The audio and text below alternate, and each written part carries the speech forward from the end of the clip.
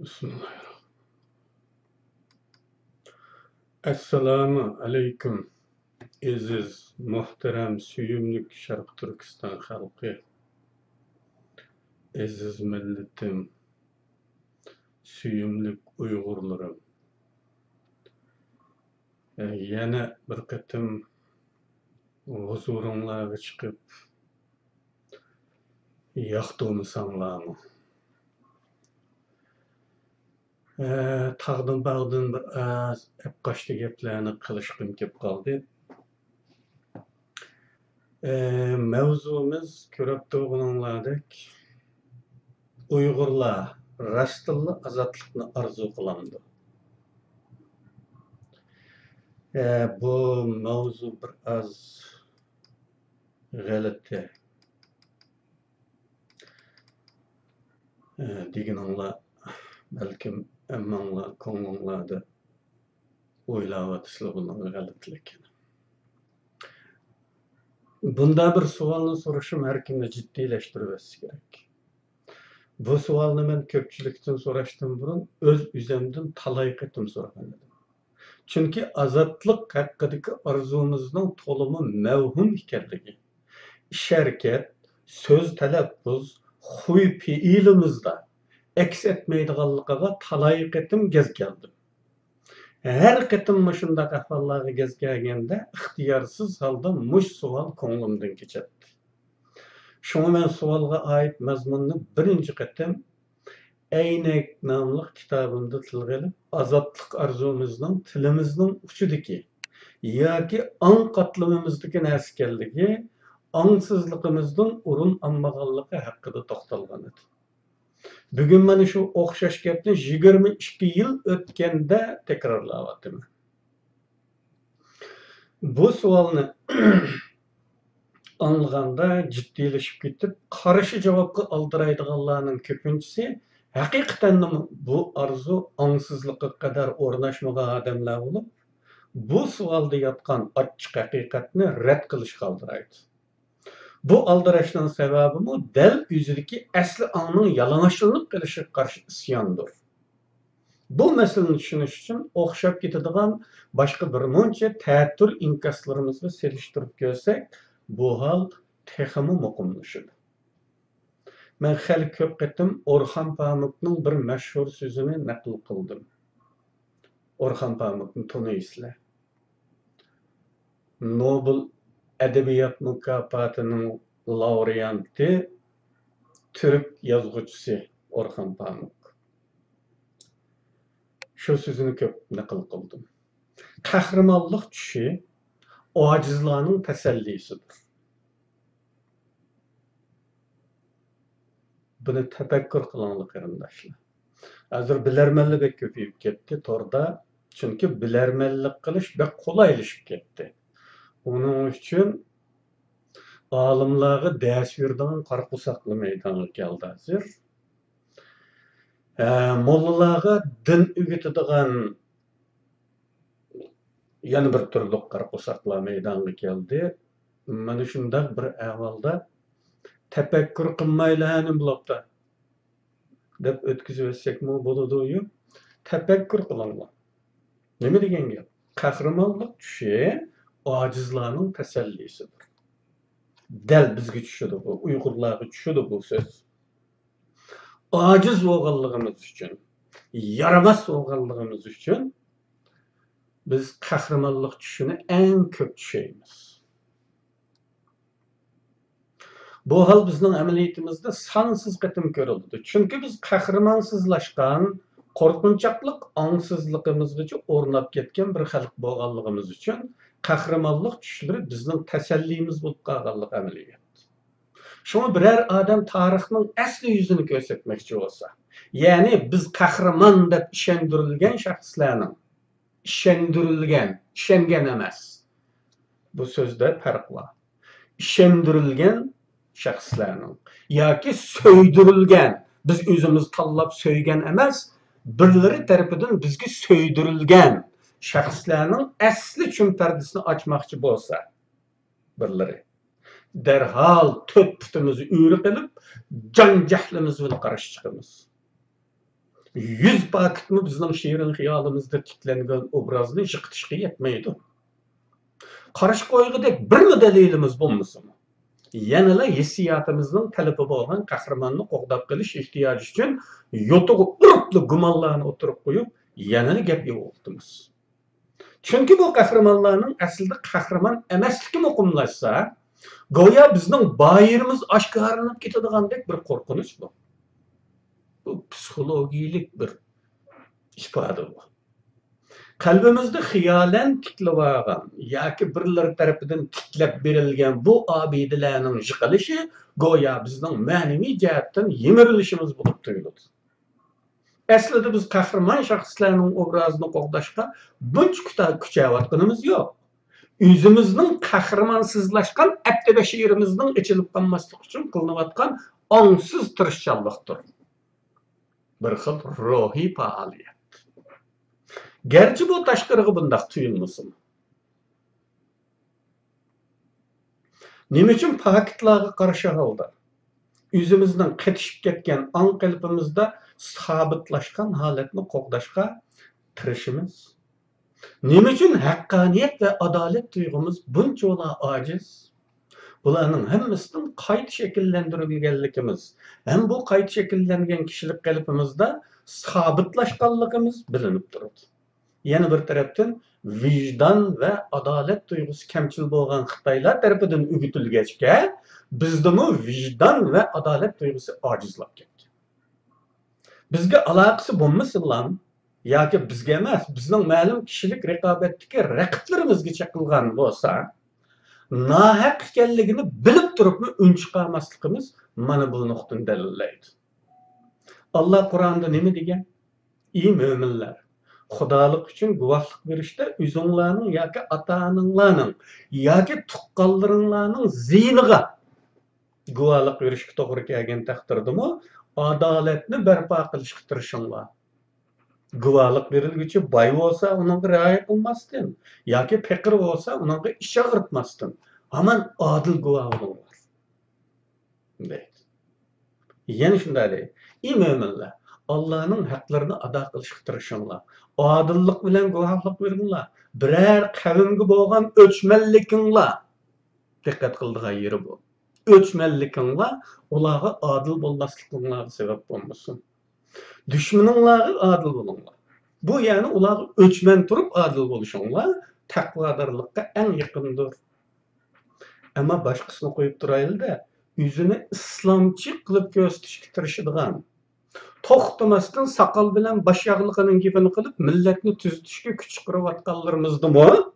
Bundaq adolat tuyg'usining bo'lmasligi qavmimizning fosiqlashib, ash Qur'onda zikr etiladigan Isroil avlodiga o'xshab qolayotganligini alam ichida e'tirof qilishga majbur bo'lamiz. To'xtamay tuhmat to'qiyotgan atalmış islomchilar bilan bir setda bo'lmasimi, shaxsiy husumat tufaylidan xo'p bo'ldi, taza qijilsin degan tutumda tamasha ko'rayotganlarmi o'zlarini musulmon deb o'ylaydi-yu, adolatni barpo qilish yuzidan birlari tuhmat to'qimaslikni tanlaydi demaydi, yana biri qarshi guvohlik berishdan ko'ra tamasha ko'rishni afzal ko'radi. Bular ayni vaqtda vatanparvar inqilobchi hisoblanadi. Nima uchun adil guvohlik haqidagi oyat bilan bularni deb o'tiramiz? Chunki insonlarda adolat tuyg'usi bo'lmasa, haqsizlikka, adolatsizlikka qarshi chiqish niyati tug'ilmaydi. Adolatsizlikka qarshi chiqish ro'yi bo'lmaslik jaholatni aynan qabul qilish demakdir. Shuningga rozi bo'lish demakdir. Yana buni islom prinsipi bo'yicha o'lchsak, haqsizlikka rozi bo'lish, zulmga rozi bo'lish, kufrga rozi bo'lish. Shular bilan bir setda bo'lganga barobar. Bir millat kollektiv holda adolat tuyg'usini yo'qotgan bo'lsa,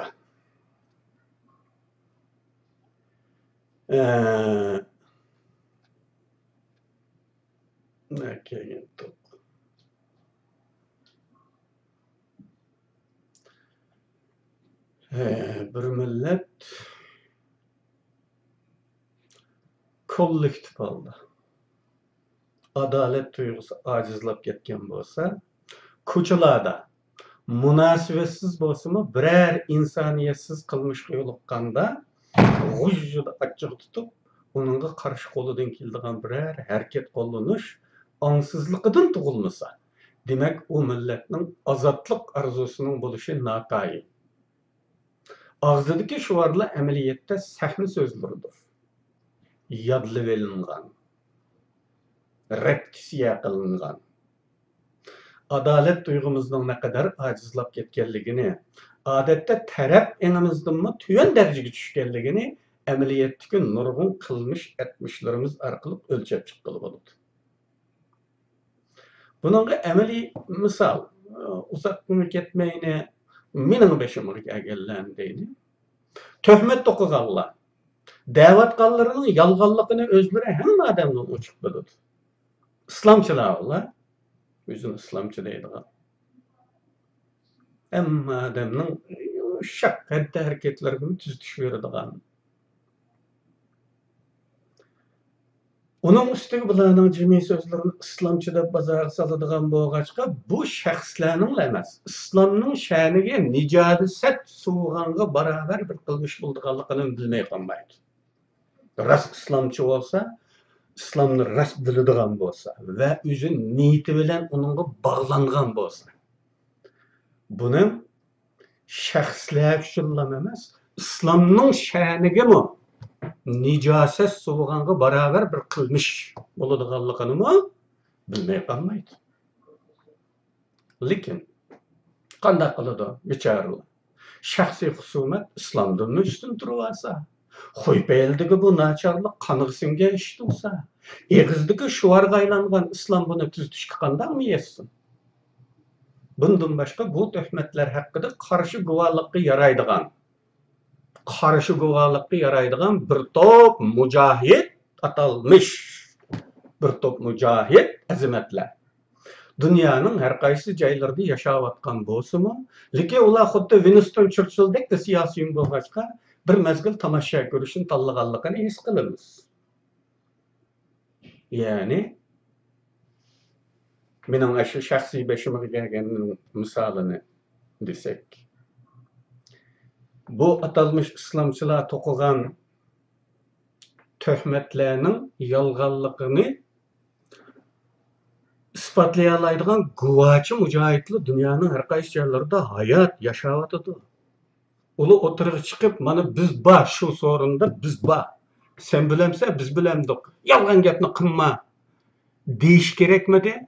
Agar bu dinga haqiqatan e'tiqod qiladigan bo'lsa, adolat tuyg'usi bo'ladigan bo'lsa, buni deyish kerak. Lekin ular Winston Churchilldek siyosiy. Winston Churchillni bilasizlar, Ikkinchi dunyo urushidagi Angliya bosh vaziri, Britaniya bosh vaziri. Sovet ittifoqi bilan ittifoqdoshlik munosabati bor. Sovet ittifoqi Amerika uchun ittifoqdosh davlat. Germaniyaga qarshi. Stalinning charchab hali ketgan, madari ketgan, nurg'un odami o'lgan.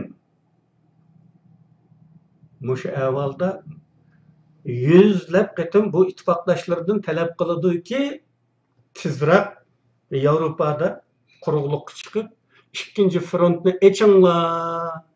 Bu yukning jimisi mening ustimga tushib kelyotidi deb qaqshaydi. Roosevelt buningga mayil. Shunday qilsak bo'ladi, patroq chiqish kerak deb uningga mayil. Lekin Winston Churchill vaqtliq amaliy bir dushman, Germaniyadan iborat amaliy bir dushmanga qarshi turishda o'zining an'anaviy dushmani bo'lgan kommunistlar bilan ittifoqdoshlik o'rnatgan bo'lsa-mu, lekin bu dushmanlikni unutib qolmaydi-da. Shuni uning texmi ko'proq ojizlashishini, texmi ko'proq ufurinishini kutadi. Shunga bu Yevropada quruqlikqa chiqishni kechiktiradi. Gerçi ittifoqdosh bo'lsin. Germaniya tugagandan keyin uning bilan dushmanlashish kerak-da. Shunga uning ojiz qolgani yaxshi. texmi acizligini, texmi kuchsizleşigini, texmi qansırığını yaxşılamak üçün. Onun üçün Churchill'ның gibi bilen bu iş ta ki 44-nji yılı 6-njy ayının 6-sı keçikdi. D-Day. Aslı 43-nji yıllarla en keçikkendimi 44-nji yılının yıl başlarında toruqluq çıkış gerek bolsunmu Churchill keçiktirdi. Onu acizlaştırış üçün. Xuddi mushunday siyasi yollar bu bizdeki. Guvalıqqa yaraydı o. Guvalık kılış salaydı ba, çünkü sorundu ba, nah meydandı ba, çıkıp guvalık kıysa buludu. Lekin uludu ki başka bir türlük düşmanlık olganlıktan içinde bu acizleşini kütüvatıdı. Churchill'ın acizleşini kütkende, Churchill Sovyet İttifakı'nın acizleşini kütkende, ulu menin yıpırınışımını, ufpırınışımını, manevi cihetten tügüşümünü kütüvatkan. Mana bu adalet duygusu. Atalmış mücahitlardik. Çünkü töhmetinin bevasitı zihni yok olarga. Ama töhmetlerinin bir adamın nüfuzunu sunduruşta yanılı ma'lum rolunun bulduğu aşkar. Şuna ulug'luq hırsı, yoki vangshujilik yo'lidagi raqobatchilarning bir so'sim azayishini kutib turish texmi yaxshi-da. Töhmetning foydasi bor bu uchun. Bir raqobatchini o töhmet acizlashtirib, yagurib bersa yaxshi emasmi? Kelgusi yilning vangshuji bo'lib chiqishiga texmi oson. Raqobatchidan birisi kamlaydi. Bunu siyasi hayatımızda her gün his qilishimiz mümkün. Mesela sep tanlash meselesinde taraftarlık, vatanperverlikning taqozzosidan kuchliroq bo'lib, bir emas bir necha qatim amaliyot tarafidan isbotlangan siyosiy tejamlar yanada yetim qolmasdan o'xshashli kuch, o'xshashli ko'p sonliq bo'lishini davom qilayotganligi. Niyati isbotlangan ahvoldami taraftarlarning bu tejamallardan darhol chekchigir ajratib, to'g'ri yo'lga kelmasligimi bizning azodlik arzusi bilan harakat qilmaydiganligimizning dalilidir. Taraftarlardan uzil-kesil ayrilmaslik uchun bahonasi to'limi bichar. Ularni mustaqillik deydi emasmi? Ammo aql egallariga ayanki, ular kuchlik muxolifatga duch kelganliklari uchunmi og'ziga mustaqillik nelayotidi. Ammo yuraklarida yo'qligi hamma ish harakatidan ma'lum. Dal kuchlik raqobatga duch kelganliklari uchun yetim qilishidan ansirablar Sharq Turkiston deyishga boshlaganligini hammamiz bilamiz. 20 yil turishib Sharq Turkiston degan ismni o'chirib tashlagan shular emasmidi? Texi yaqinqi madaniyat qirg'inchiligi deb jar solishganlarini hamma kishi biladi va to'rlardami buning dalillarini topish mumkin. Faqat kuchlik raqobat oldida amalsizlikdan shundaqla chet el hukumatlari irqiy qirg'inchilikni e'tirof qilishga boshlagandan keyin do'ramchilik qilishga boshlaganligimi sir emas. Yana o'sha holdami bu to'pdan ajrayolmaganlarni nima deyish mumkin? Ozg'anlar demdi. Bu qanday ezish? Amaliyot tarafidan ko'ziga tiqilib turgan paketlar bilanmi yo'l topolmagan qanday ozg'inlik bu? Yoki buni aldanganlar deymizmi? Menimcha bularning zo'r ko'pchiligi tarafdorlikdan beshayilinib ketgan odamlardir. Ularning bunday yo'l tanlashiga sabab bo'lgan omillar to'limi tuturuqsiz, to'limi bechara, to'limi nomussiz, to'limi pastkash bo'lib, tarafdorligidan qarashdikilarni Xitoydek o'chkirdiganligi. Hatto zaman bunday o'chmanlik Xitoyga bo'lgan o'chmanlikni besib ketadiganligi aniq. Chunki bu bizning genlarimizda mavjud. Irsiyetimizde bağ bo'lgan g'alati alayidligimizdir. Bularning az bir guruhi xo'jayinlar tarafidan mana shu yo'lda bo'lishga vazifalantirilgan kishilar bo'lib, bular boshlamchilardir, ongliq g'olchilardir. Ularning uyush alayidligi, moslashib tashviqot qilishlari, jamoat fikrini yo'llantirishdagi muvaffaqiyati qatorliq omillar ularning oqis kuchli ekanligini, ustisining borligini bilintirib turadi. Bu yerda bir qistirma qilib qo'yay. Diqqat qildinglarmi ki chet ellarda ma'lum turdagi insonlar bor. ma'lum turdik. Ular Ürümçi qatlamı haqida Xitaylar e'lon qilgan songa yaqin sonlarni og'zidan tushirmay qat'iy noroziliklarni bildirib yurishgan. Xitaylar e'lon qilgan o'lganlarning soni haqidagi son bu son.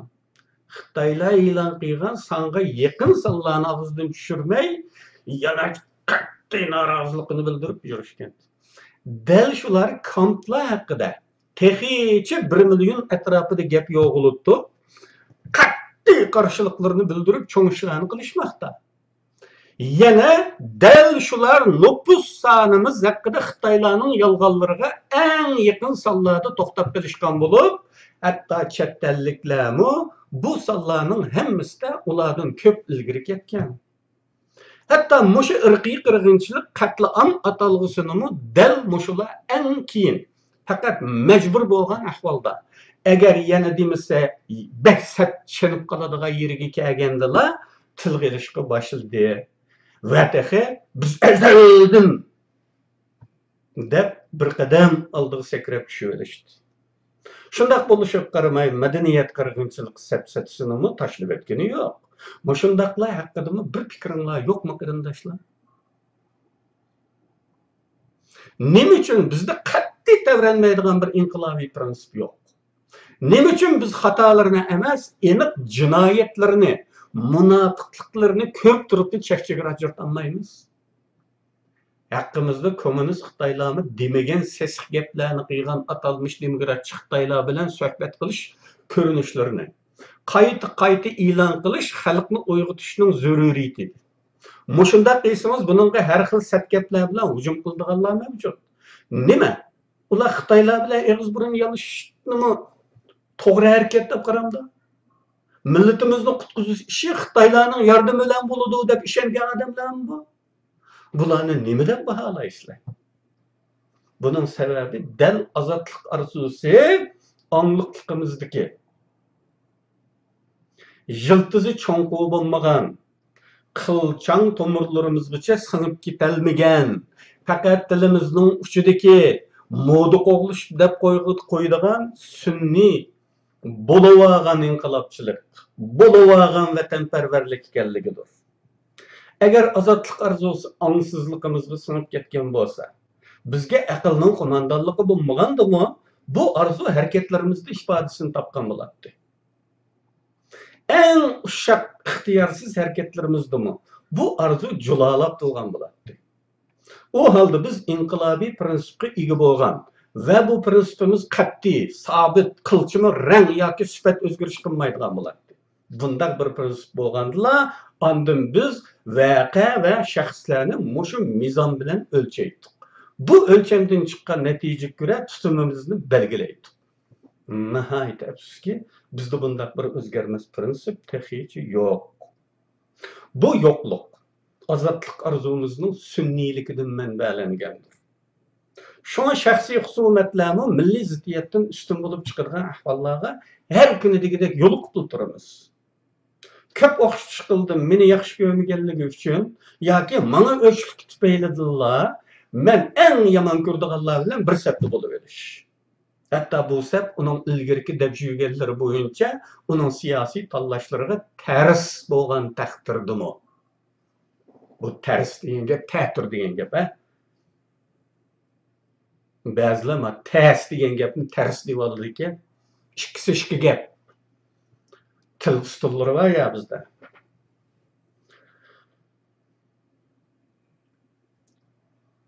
Ben bu yerda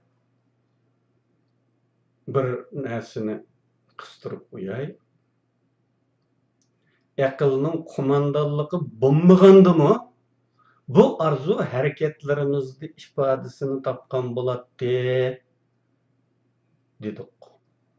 Nima degan gap bu? Qarindoshlar. İnsanning ongsizligiga singib ketgan bo'lsa bir narsa. Aql uxlab qolgan chog'dimi? Jo'layotgan vaqtidami? Ashu narsa chiqadi. Buni biz merhum Abdüz Mahsum'un geçmişinden bilelerimiz. Bilisizler, Abdüz Mahsum, Abdülkadir Damoğlu'nun oğlu. 43 yıl Xitayning turmusida yotgan, turmida yetish bo'yicha chempion bir adam. 43 yıl. Xitay hükümetleri, her xil o'xshamagan Xitay hükümetlerinde cemmi 43 yıl turmida yotgan adam. Ahirgi hisobda bu meşhur kişi aqldan azdı. Sarangılab kaldı qarindoshlar. Vatanning, millatning savdosidan sarangılab kaldı. Hatta o sarangılab kalgan chaqdadimi? Başkalar sarangılab kalsa, palapatcha ko'chada başka bir ishni qiladi-ku. Bu adam sarangılab kalgan chaqdadimi? Yana şu vatanparvarligini, yana şu Xitoyga bo'lgan o'chmanligini ifodaladi. Qanday qildi?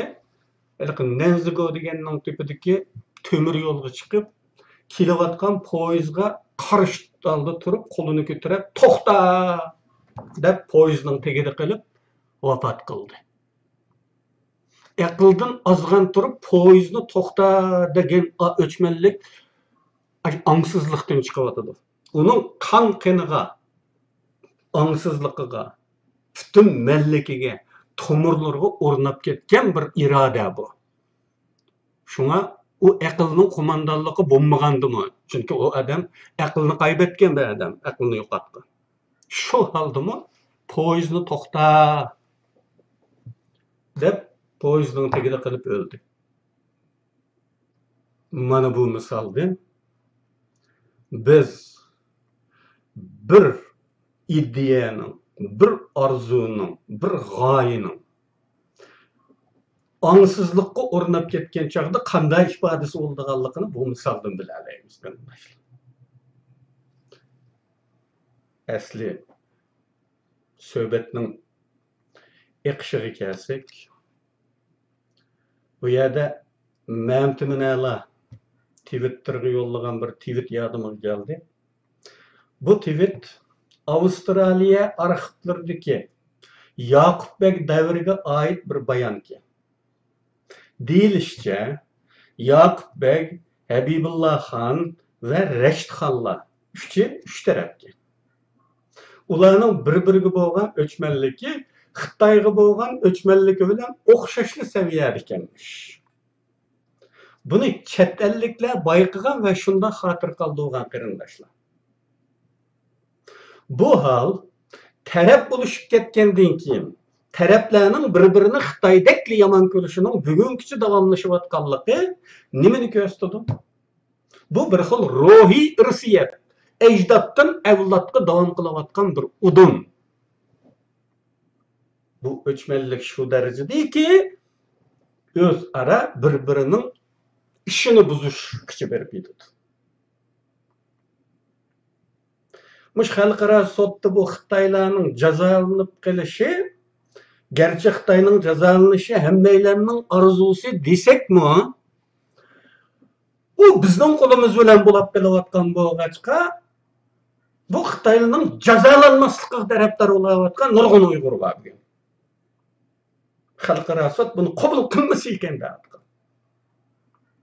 Bir mashhur janob chiqib o'tirdi, xalqning xato tushunchaga kelib qolmaslik uchun to'g'ri tushunchani taqdim qildi-ku. Xalqaro sud Xitoy ustidan qilingan arzni qabul qilmadi.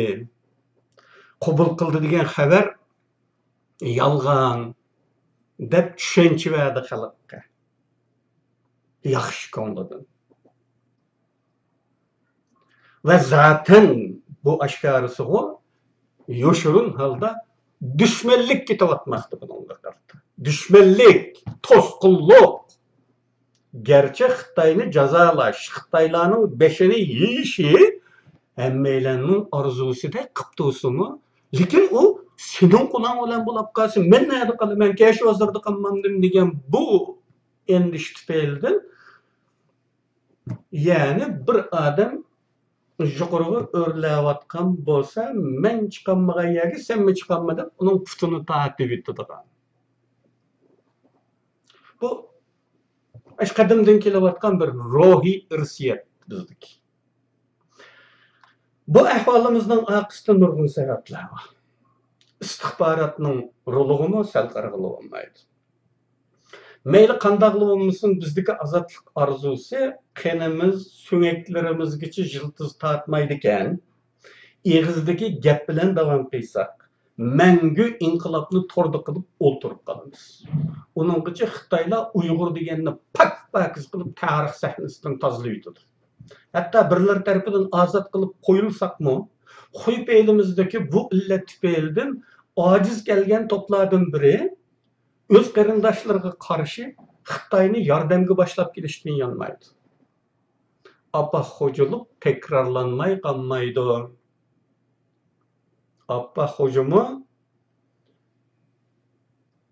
raqobatchisiga tankilanmaganlikdan dushmandan yordam talab qilib Xitoyni boshlab keldi-ku. Nimani? Qalmoqlarni. Onu tekrarlaymiz çoxum.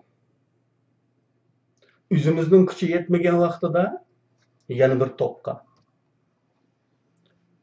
Xitoyni boshlab keldiğanda çoxum chiqadi. Biz mustaqillik deymiz. Devagan to'plarning og'zidagi gapga emas, haddi harakatlarga qarash. Buning bilan ularga diagnoz qo'yish shu qadar ta'sirmi? Bununla ziyali oluş gerek emas. Normal akıl bilen bunu ayrıqlı bo'ladi. Vatan sırtida Uyg'urlar ciddi halda aqlga ehtiyojliq. Yani siyasi davanın mutaxassislarga ehtiyoji var. Bir qarasangiz, chet eldagi Uyg'urlar arasida yetishgan bilim egallarimi az emasligini ko'rasiz. Ne doktorlar, professorlar, injenerlar. Ama ular harakatning narida to'g'ri saptimi? To'g'ri muddaodimi? Xalqning arzusini to'g'ri aks ettiryaptimi? Qanchalik qatnashyapti? Bularni hammaylar ko'rib turayotgan amaliyot. Bularning mutlaq ko'p qismi o'z rohatiga petib, millatning mavjudligi go'yo ularga aloqasiz ishlaydi. O'z ishi bilan. Siyosatga aloqasi yo'q. Siyosatga aralashmaydigan tinch omma sifatida yashamoqda. Garchi siyosatga aralashmaydigandek qilsa-mu, lekin yana bir zamonlar, bir yerlarda qaraysizki, aslida ularda aniq Xitoyparastlik mavjud. Bu Xitoyparastlikning o'zimi bir siyosiy maydon. Agar siyosiga aralashmaydigan bo'lsak-ki, Xitoyparastlik bo'lmasa ularga. Ular faqat mustaqillik deyiladigan turdagi siyosatga aralashmaydigan. Aslida masala bu yerda. Nurg'un inqilobchilar, hatto xotin inqilobchilar mustaqillik degan shuvardan qochib bir-biridan ayrilib ketgan. U inqilobchi edi-ya u. Mustaqillikdan qochib qarshi inqilobni qiladigan bo'ldi u. Hayron qolasiz bunga. Xotinlar ajrashib ketish girdabıga berip qalgan. Mustaqillik bilan mustaqillik demay, Xitoydan ayrilmay turib inqilob qilish arasida bu tanlash. Do'stlarni bir-biridan ayirib yutib qolgan. Asla shu gap deyilmasinlar, bu bir sepda inqilob qila oladi. Ya'ni hali qanday inqilob qilyapman degan bir ot bilan o'tgan yarim asr vaqtimiz shunda ketdi-ku. Goya inqilob qilayotgandek namoyishlarni qilib qo'ydi. Bir nimalarni ko'tardi. Xitoy eskiga shuvarlarni to'lab qo'ydi-yu. Mustaqillik deyilmagan vaqtida jimit ashqaynoq bor buning ichida. Mustaqillik deyilgandan keyin bu yerda bir siziq paydo bo'ldi, ikki tarafga ayrilib ketib bordi bu insonlar. Garchi biz mustaqillik deymiz degan bilan ko'nglida yo'q ekanligi mana bu ayrilishdan bilinib qelyapti.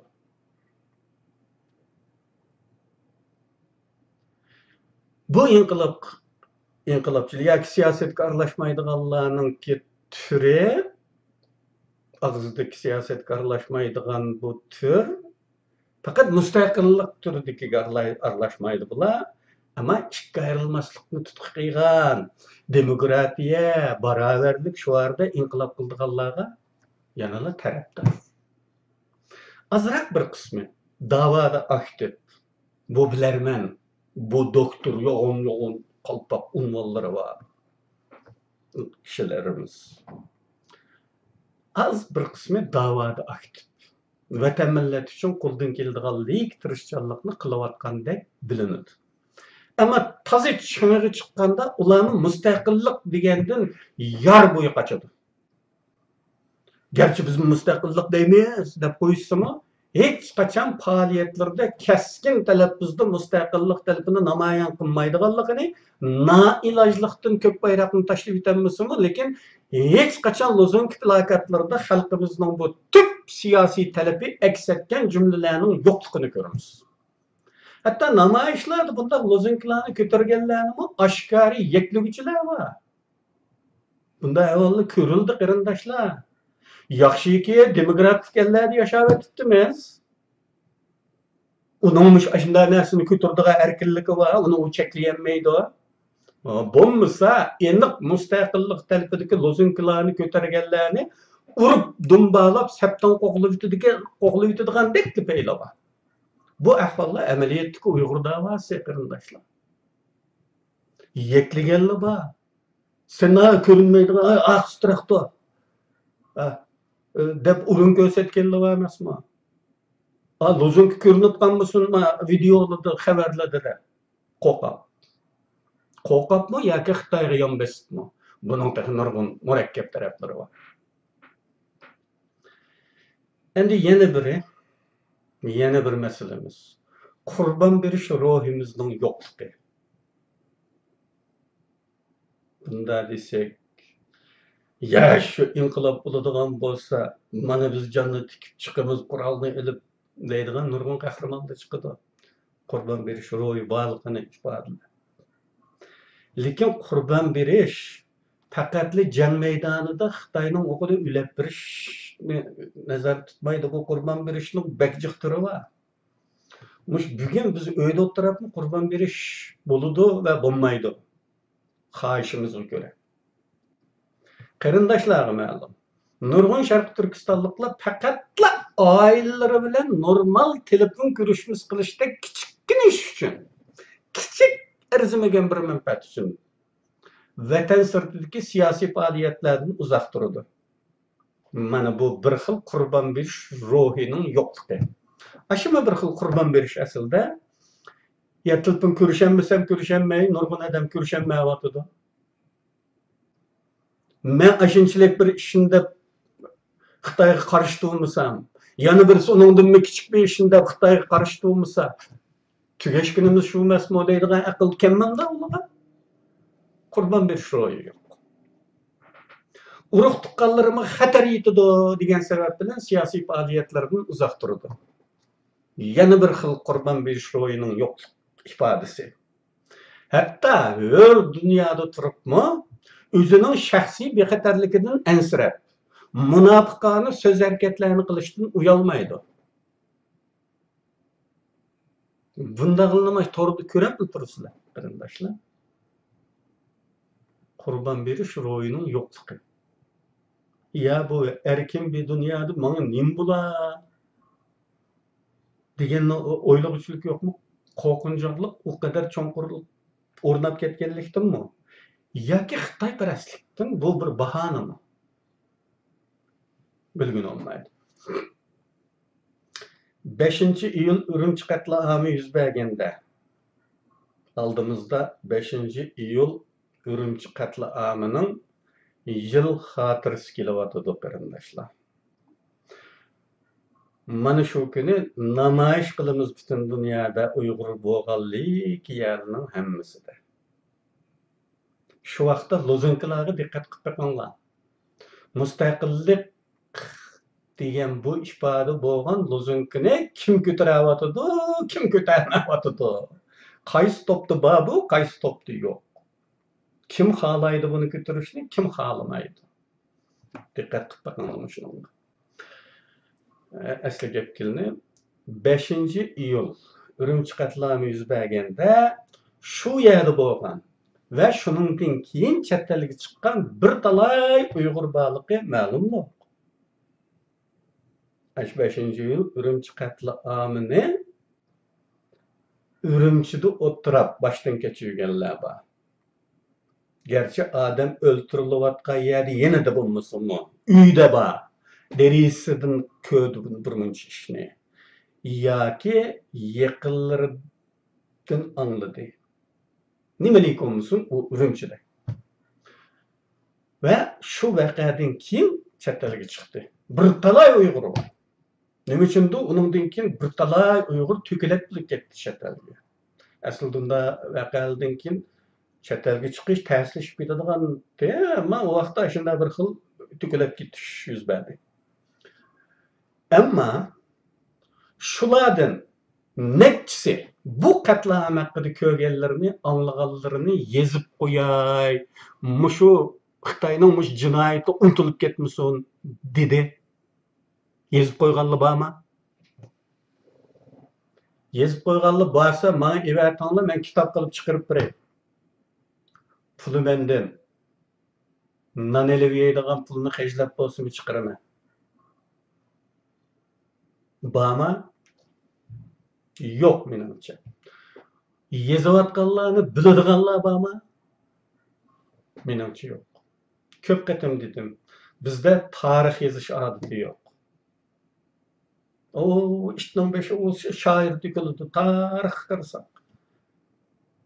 Ama biz Molla Musa Sayrami ve tarih yazgandı aramızda. Kağınaga tarih süptüdü, bütünley Xitay menbälerge taýynamyz, Xitaynyň yalgan tarihlary. Ve şu yalganlygyň içinden selişdirip jürüp, rastrak, muşurak tektirdi dep taýlan. Tarih yazışı adatymyz yok. Onu dep ötgendim. Bunundan emas. Ma Ürümçi katliamynyň yazılmaslygy tarih yazış adatymyzyň ýoklugydan emas. Çatak boludy. O geplerini hazır kıysak bolmaýdy diýme. Diýişip bunundan üzüni kaçırdy. Men ýakynymyzdaki bir neçe jigitge, aşu Ürümçi katliamydan keyin çykkan bir neçe jigitge bunu puratgandym. Yazıp koyanlardı. Hatta şimdiki menden tamamen uzaklaştı, ikinci karısını göstermedi. Görmedim ben şunu yani.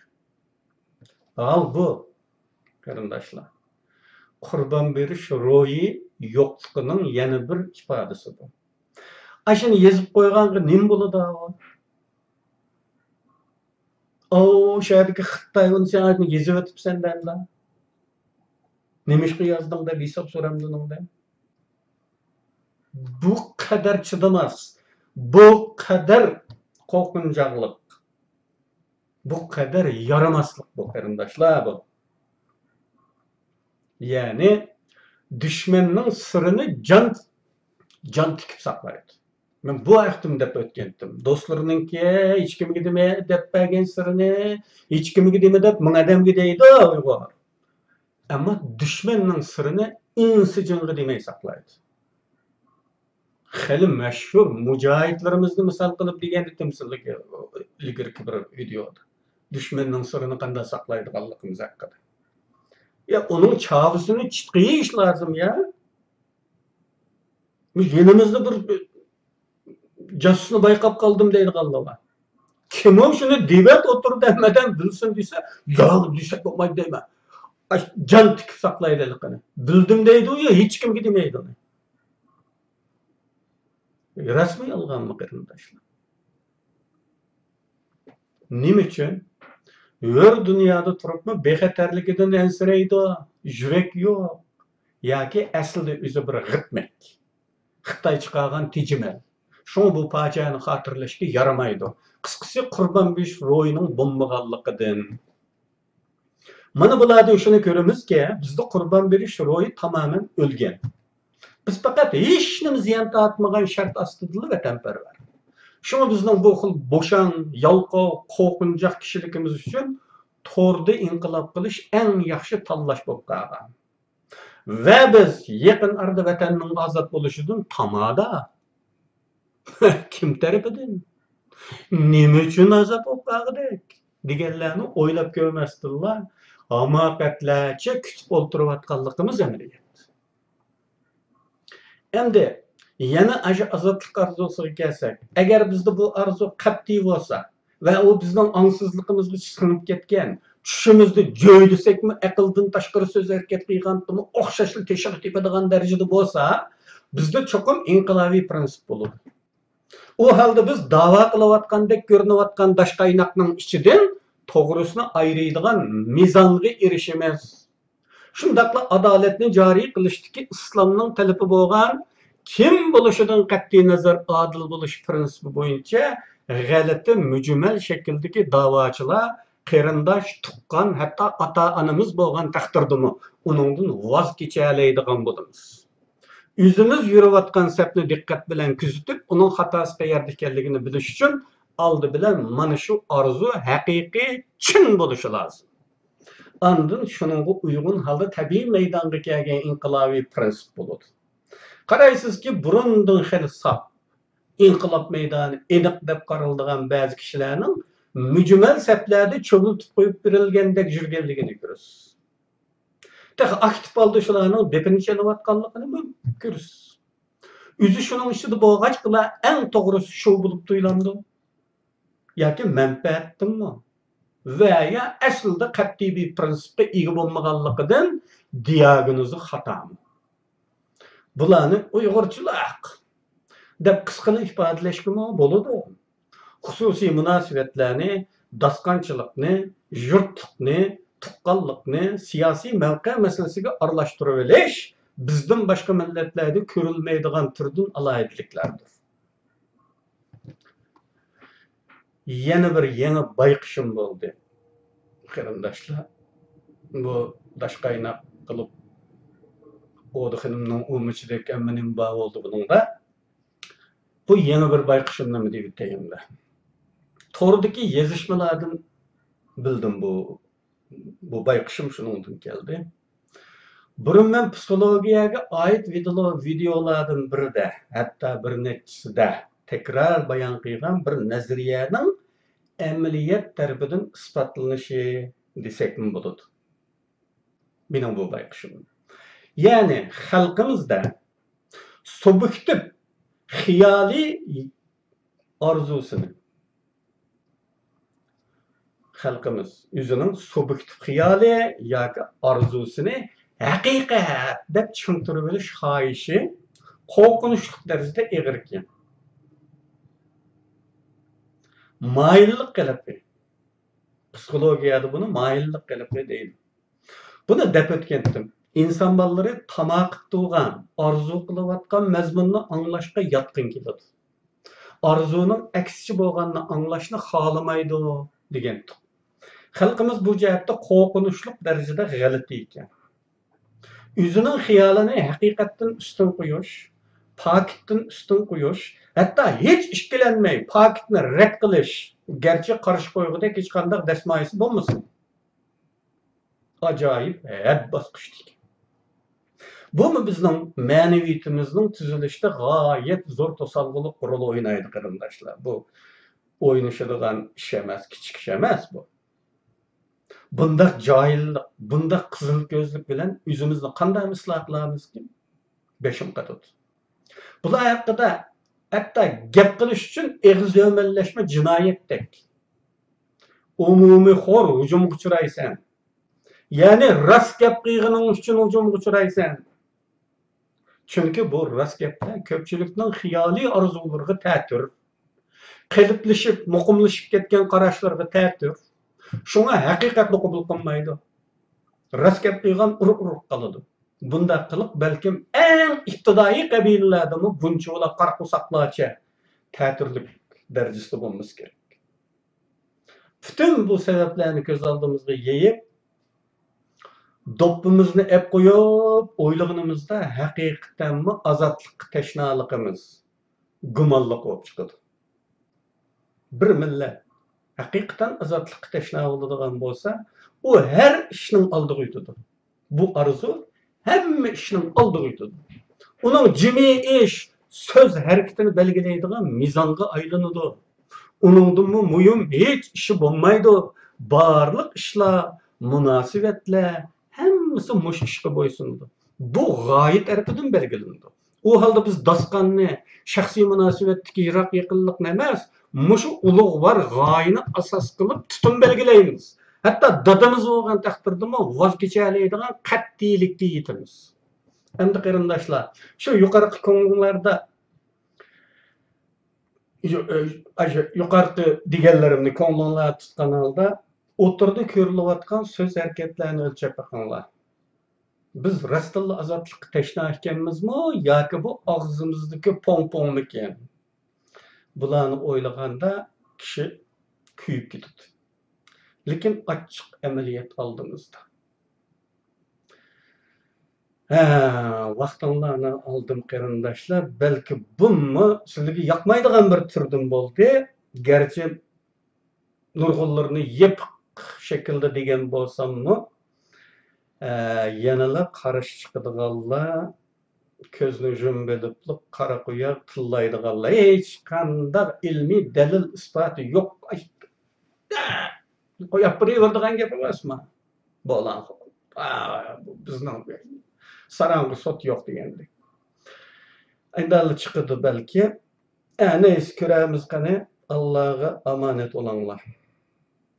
Niyat qilgan ulug'vor ishlaringlarda Alloh muvaffaq qilsin. Xayr xo'sh.